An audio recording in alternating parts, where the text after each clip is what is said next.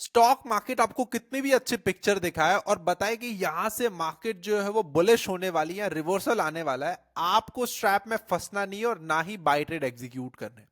आज के दिन भी कुछ ऐसा ही हुआ। सबसे पहले तो प्रॉब्लम यह है कि अभी रिटेल ट्रेडर्स, डीआई, सभी लोग जो है वो सेलर्स बन गए। तो अब ऐसे में जो बड़े पैसे हैं वो सबसे पहले क्या करेंगे कि आपके व्यूज को चेंज करेंगे, कि जहां पे आप सेल साइड की पोजीशन बना के बैठे हो, कॉल शॉर्ट करके बैठे हो, सबसे पहले या तो वो आपके स्टॉप लॉसेस सेट कराएंगे या फिर आपके व्यूज चेंज करने की ट्राई करेंगे। अब यहां पे सबसे पहले हुआ क्या, एफआई ने स्टार्टिंग में ही अपनी पोजीशन शॉर्ट साइड की बनाई, उसके बाद मार्केट्स को ऊपर ले गए। राइट, इतना ऊपर लेके गए कि सारे लोगों के स्टॉप लॉसेस सेट हो गए, जो भी ट्रेडर शॉर्ट करके बैठे थे अपने, उसने व्यूज चेंज कर लिए। राइट, एंड जैसे ही सभी लोगों ने अपनी बाई साइड की पोजीशन बनाई, वहां से मार्केट जो वो करेक्ट कर गई। तो ये सेम चीज अभी हो रही है और आपको इस ट्रैप में फंसना नहीं है। एनी गिवन टाइम पे जैसे ही आपको वीकनेस दिखे, आपको मार्केट्स को शॉर्ट सेल करना है। अब यहां पे आप इसके साथ एफआईएस का डेटा देख लो, क्योंकि जो बड़े पैसे हैं वो सेल साइड के ऊपर लग रहे हैं। तो यहां पे आप देखो 2700 करोड़।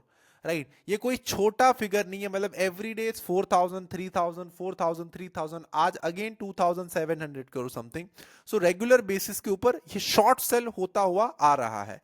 इट मीन्स कहीं ना कहीं कोई बड़ा प्लेयर्स हमसे कुछ ज्यादा जानता है, कुछ बड़ा प्लेयर्स के पास कुछ कोई कोई कोई न्यूज है, कोई इंफॉर्मेशन है कि जिसके ऊपर वो रिएक्शन दे रहा है। आप समझो कि मार्केट से 2000 करोड़ या 3000 करोड़ सेल करना या बाय करना, it is not the small thing. बहुत सारी चीजें लगती है, एफर्ट्स लगते हैं, एंड तब जाके ये सारी चीजें होती है। तो वो इंसान हमसे ज्यादा जानता है, इसीलिए वो शॉर्ट साइड की पोजीशन बना रहा है। राइट, तो हमें बड़े पैसे को फॉलो करना है, जिसके पास ज्यादा पैसा है, जो ट्रेंड क्रिएटर है, उसको फॉलो करना है और उसके बेसिस के ऊपर ट्रेड लेना है। अब इसी के साथ आप ओपन इंटरेस्ट का डेटा देखो, तो आज सबसे पहले तो पुट राइटर्स थे, उसके बाद कॉल राइटर्स आ गए। इट मींस ऑप्शन राइटर का जो व्यू है वो नेगेटिव है। पुट कॉल रेशियो भी अगर आप देखो तो पुट कॉल रेशियो भी अराउंड आ गया है 7 के ऊपर। It means it is also negative side. अब इसके साथ एडवांस एंड डिक्लाइन रेशियो भी अगर आप देखो तो एडवांस एंड डिक्लाइन रेशियो भी आपको नेगेटिव शो कर रहा है। थी स्टार्टिंग में क्या होता है कि जैसे ही मार्केट्स ओपन होती है ना, आपको पॉजिटिव चीजें देखने मिलती है। उसके बाद आप वो सारी चीजें देख के एंटर करते हो, देन आप वहां पे फंस जाते हो, आपको ट्रैप कर लिया जाता है। अब इसके साथ में एक और चीज आपको बताना चाहूंगा कि वीडियो के लास्ट में मैं आपको बताने वाला हूं कि ऐसे कौन से 3 स्टॉक हैं जो मार्केट को आउट परफॉर्म कर रहे हैं और हमें वहां पे एक अच्छी इन्वेस्टमेंट अपॉर्चुनिटी देख के इन्वेस्ट करना चाहिए। बट इससे पहले हम हमारा पीएनएल देख लेते हैं कि आज के दिन मेरा 2.7 लाख रुपीस का लॉस है। राइट, जहां पे मेरी अभी ये सेंसेक्स में पोजीशन है, जो बेसिकली आप समझ सकते हो कि ओवरनाइट हम लेके गए हैं। यहाँ पे आप देख सकते हो कि 78,100 का जो कॉल है वो हमने शॉर्ट करा है 22 रुपए प्रीमियम के ऊपर, 22 या 24 रुपए प्रीमियम के ऊपर। क्वांटिटी यहाँ पे आप देख सकते हो 8,260 है। सेम टाइम पे हमने सेंसेक्स का कॉल ऑप्शन जो है वो बाय किया हुआ है हेजिंग पर्पस के लिए। और उसके साथ निफ्टी और बैंक निफ्टी में हमारी दोनों में शॉर्ट साइड की पोजीशन है। तो फ्यूचर में भी हम शॉर्ट है, ऑप्शंस में भी हम शॉर्ट है। अब हम बात करते हैं मोस्ट इंपोर्टेंट कि जो जो अच्छे स्टॉक्स है फंडामेंटली स्ट्रांग है और ऐसे मार्केट्स में भी करेक्ट नहीं हो रहे। सबसे पहले है नारायण हृदयालय करके एक स्टॉक है। फंडामेंटल्स अच्छे हैं, सेल्स एंड अर्निंग मैंने चेक कर लिया है और उसका प्रॉफिट एंड लॉस भी अच्छा है, बैलेंस शीट वगैरह आप देखो तो। अब यहाँ पे आप देखो, यहाँ पे जो मैंने इंडिकेटर यूज किया है दैट इज आरएस इंडिकेटर। अब ये आरएस इंडिकेटर क्या है, इट मींस रिलेटिव स्ट्रेंथ। ये निफ्टी के कंपैरिजन में देखेगा कि जो हमारी निफ्टी है, राइट, बेसिकली उसके कंपैरिजन में स्टॉक ने कैसा परफॉर्म करा है। तो if RS is positive it means इसने निफ्टी को आउट परफॉर्म किया है, if RS is negative it means इसने निफ्टी को अंडर परफॉर्म किया है। अब यहाँ पे आप देख सकते हो ये स्टॉक्स ने निफ्टी को आउट परफॉर्म किया है और जितना हमारा मार्केट गिरा है उसके कंपैरिजन में ये कुछ भी नहीं गिरा अपने ऑल टाइम हाई से। अब यहाँ पे आप देखो अभी भी ये कंसोलिडेट कर रहा है। वॉल्यूम अगर मैंने लगा कि आप देखो तो यहाँ पे वॉल्यूम भी इसके अच्छे हैं, तो इस पे एक पोजीशन बनाई जा सकती है। मैं इस पे कहां से पोजीशन बनाऊंगा मैं आपको वो बताता हूं। आपको एक भी पोजीशन बनाने के पहले ड्यू डिलिजेंस कर लेनी है, अपने फाइनेंशियल एडवाइजर्स की सलाह जरूर लेनी है। अब यहाँ पे आप देखो 1349 का जो लेवल है वो ब्रेक होने पर मैं यहां से अपनी एक एंट्री प्लान कर रहा हूं विद 1186 रुपीज का स्टॉप लॉस, जिसपे मोटा मोटी मेरा टारगेट, मेरा रिस्क इज टू रिवॉर्ड है कि 2 रुपीज का रिस्क लेके 5.5 रुपीज का मैं रिवॉर्ड कर रहा हूं। तो मेरा टारगेट है 1700 रुपीज। जो होल्डिंग पीरियड है दैट इज 6 मंथ।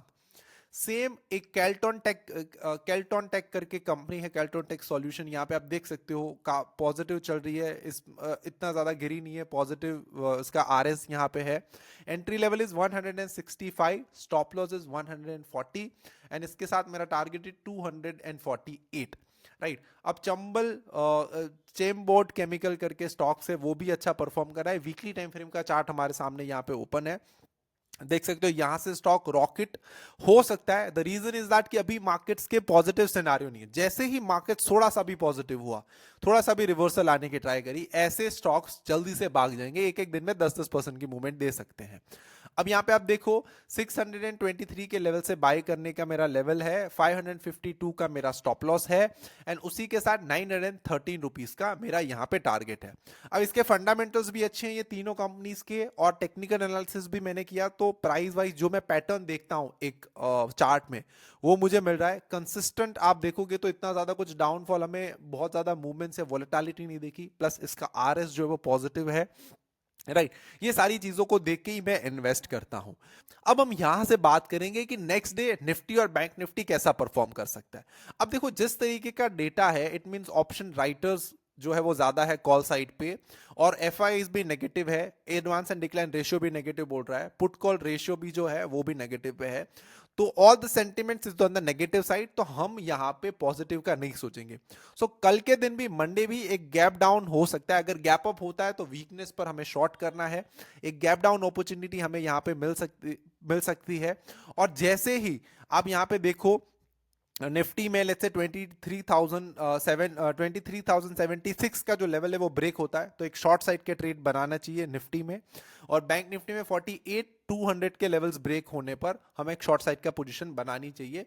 अभी ओवरऑल सेंटिमेंट्स, ओवरऑल माहौल, मार्केट्स की मूड ऑल नेगेटिव, पॉजिटिव मत सोचो, नेगेटिव ही सोचो। वीक पॉइंट पे मार्केट को सेल करने की ट्राई करो, मार्केट एक दो दिन के लिए ऊपर जाता है, डोंट ट्रस्ट जब तक कि हमें ये पता ना चल जाए कि उसने प्रीवियस लो, अपना प्रीवियस हाई ब्रेक कर दिया है या इस लेवल के ऊपर सस्टेन करा है, क्वार्टरली रिजल्ट्स अच्छे आ रहे हैं, गवर्नमेंट्स ने कुछ लेट्स से अच्छा अनाउंसमेंट कर दिया, टैक्स में कट आ गया। जब ये सारी चीजें आएगी तब मैं आपको बताऊंगा कि आप पॉजिटिव ट्रेड ले सकते हैं, बल फिलहाल मार्केट्स नेगेटिव है और हमें नेगेटिव ट्रेड्स ही प्लान करने चाहिए। Thank you so much.